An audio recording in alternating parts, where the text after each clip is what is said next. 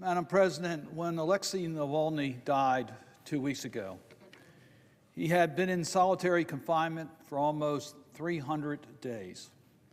Outside his window, the Russian dissident and anti-corruption campaigner could only see a tall fence and no light. Far above the Arctic Circle, the prison was built on the site of a Soviet gulag, a place the Kremlin had sent generations of Russian citizens to break their spirit.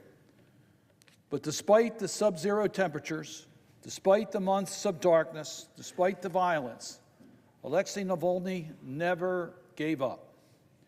He never lost his sense of humor.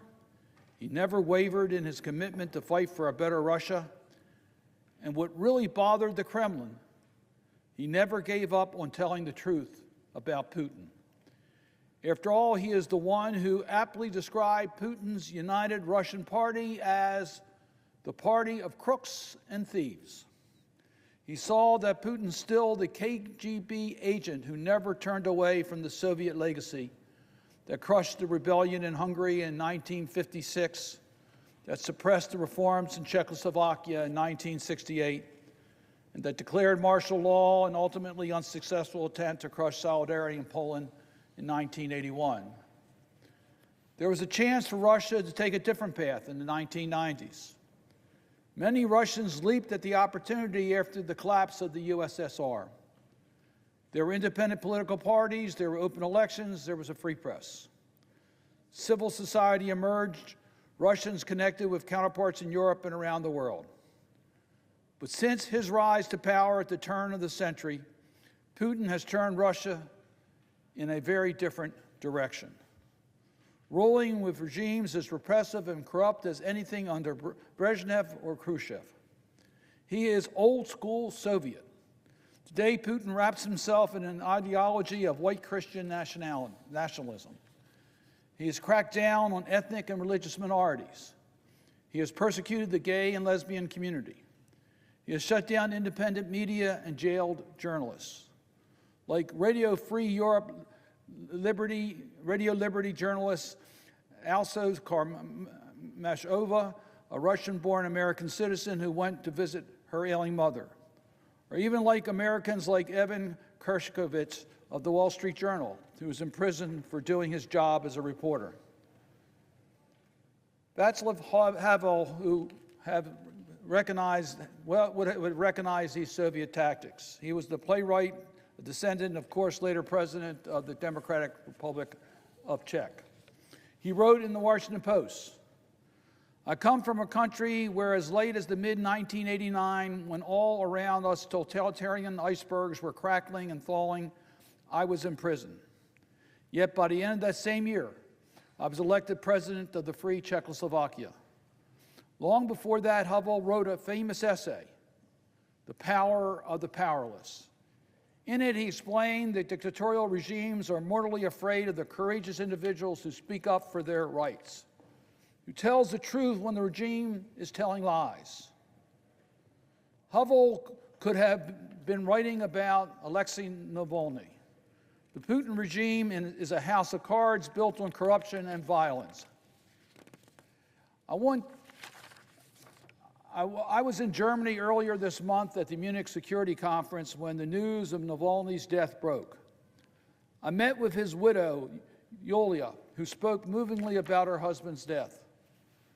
I wanted to convey condolences and demonstrate solidarity with her at a painful time. Despite Putin's continuing threats, she is not afraid, and she is committed to continuing her husband's mission. His team at the Anti-Corruption Foundation is not afraid. They still have their lists of bribe takers and warmongers. Navalny himself was not afraid. Even after they poisoned him and left him in critical condition, he still went back to Russia. Courage only begets more courage. That's what scares Putin. Navalny was not alone. I want to speak briefly about another brave Russian Democrat who is unjustly imprisoned in Putin's gulags. Only a few weeks after appearing before a Helsinki Commission hearing I chaired, they also poisoned Vladimir Kara-Murza. And like Navalny, he refused to be intimidated. He refused to be exiled from his homeland, and he returned to Russia time and again. They threw him in jail almost 2 years ago for his criticism of Putin's unjust war in Ukraine. And there are others too, like Ilya Yashin, who was sentenced to 8 years after publishing reports about the war crimes by Putin's forces in Ukraine in 2022. We in the free world must do everything we can to lift up their voices. We give material support to activists both inside Russia and across the diaspora.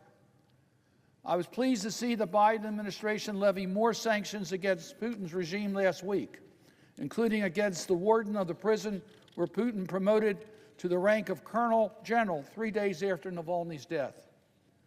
We must hold those responsible accountable, including using global Magnitsky sanctions. At the same time, the House of Representatives must pass the supplemental funding request to help support the Ukrainians fighting against Putin's repression. The fight against Putin in Ukraine is also the fight against Putin in Russia.